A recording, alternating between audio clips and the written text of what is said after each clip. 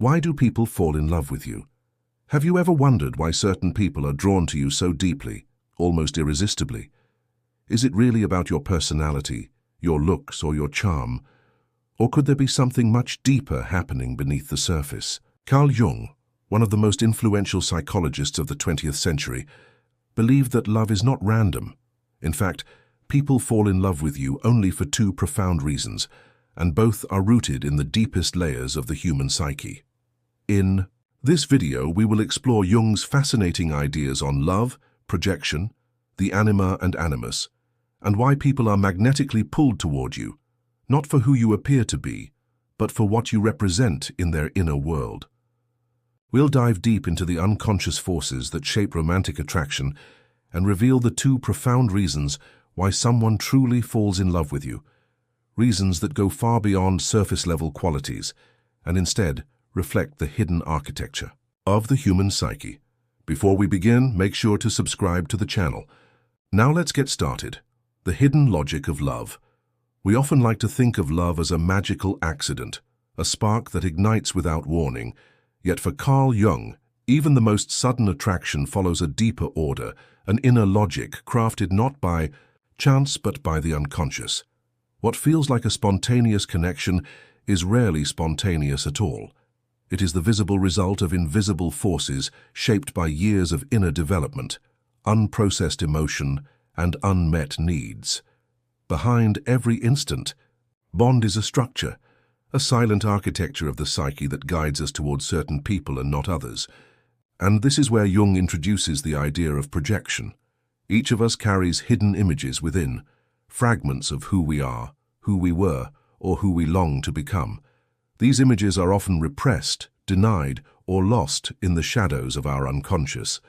But they don't disappear. They wait and they speak to us through others. When we meet someone who resonates with these inner fragments, we feel drawn to them in a way that seems mysterious, even magical. But it's not them we're seeing. It's a part of ourselves reflected in their presence. Imagine a person who has spent their life being cautious, reserved, maybe even fearful of emotional exposure. When they meet someone bold, expressive, and unapologetically free, they may feel captivated. That feeling is more than admiration, it's resonance. That other person embodies something dormant within, a potential that's been buried under years of suppression. The attraction is real, but the true force behind it is the unconscious responding to what it needs in order to evolve. The same is true in reverse. Someone might fall in love with you not because of your visible traits, but because you unknowingly represent something they lack, a trait, a quality, an emotional tone they've been unconsciously searching for. You become the missing piece, the living symbol of a part of themselves they have not yet developed. Reason 1. You represent something. They lack. It's not simply about opposites attracting. It's that opposites reveal what is missing. A rational person may be drawn to someone deeply emotional. An introvert may fall in love with an extrovert. A structured soul may be fascinated by someone chaotic. But this admiration can easily slip into dependence if the person does not recognize that what they admire in you is something they could nurture in themselves. They may cling to you, not out of genuine love, but out of unconscious need. And as soon as that need changes, or as soon as your humanity disrupts their idealized image, the attraction may fade. This is the danger of projection. It creates an illusion of connection that often cannot withstand the truth of reality. And when the illusion breaks, the love built on it begins to collapse. The archetype. We fall for Jung didn't stop at projection. He took this even further with his concept of the anima and animus, archetypal images of the opposite gender that live deep within the psyche. For Jung, every man carries within him an unconscious image of the feminine, his anima, while every woman carries within her an unconscious image of the masculine, her animus. These aren't random preferences or cultural roles. They are inner figures shaped by our earliest relationships, especially with parental figures, and by the collective symbols of femininity and masculinity inherited from culture, myth, and the human psyche itself. Over time, these archetypes become emotionally charged blueprints.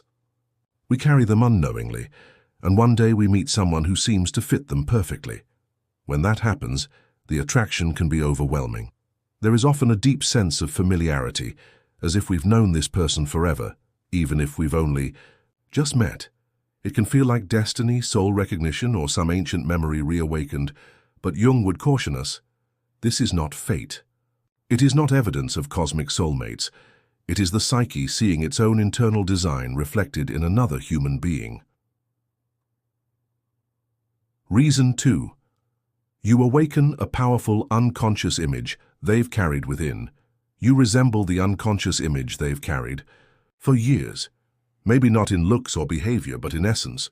You activate an internal pattern that stirs powerful emotion, and that's why the connection feels immediate and irrational. It's not about you, it's about the symbol you've become to their inner world. But here lies the problem. When someone falls in love with an inner image projected onto you, they're not really seeing you. They're seeing a fantasy, a sacred idea, a psychological construction. You become the screen for a projection that was written long before you arrived, and as soon as the real you begins to emerge, your flaws, your contradictions, your human nature, the fantasy begins to crumble. What once felt divine becomes confusing. What once felt perfect now feels complicated. Conflicts emerge, disappointment follows. The illusion collapses under the weight of truth. This is why so many passionate relationships begin with euphoria and end in chaos. They weren't based on mutual understanding, but on archetypal projection, an unconscious script trying to play itself out in the real world. But no human can live up to an archetype forever. Love as a catalyst for growth. Despite the pain and confusion that projection often brings, Jung did not see this as failure. On the contrary, he believed it was an essential part of our growth. Love is not just an emotional experience, it is a tool of transformation. Every person we fall for becomes a mirror, and what we see in them is what we need to see in ourselves. Some people reflect our hidden potential. Others expose our deepest fears. Some awaken our creativity, others our insecurity.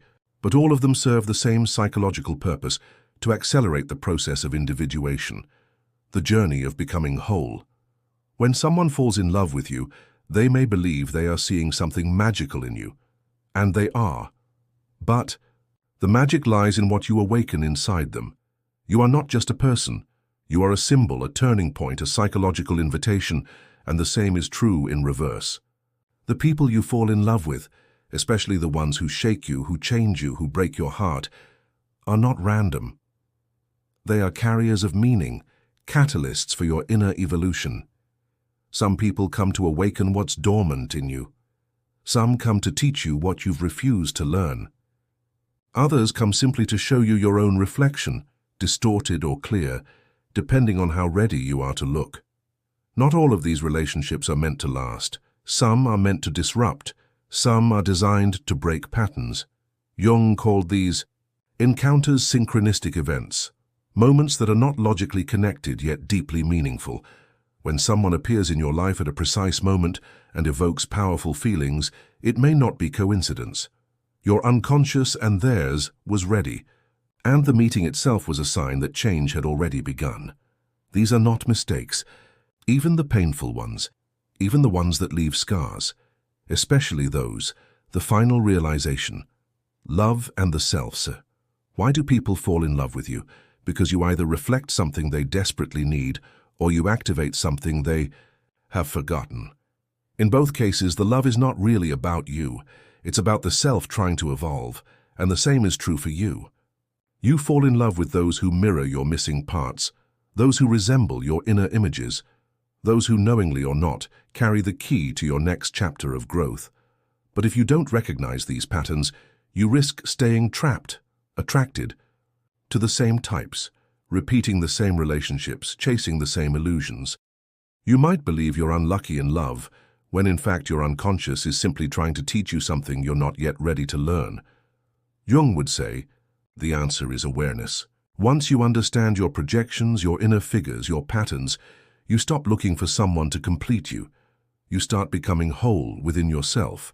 And from that place, love transforms. It's no longer based on fantasy or fear. It becomes real, grounded, free.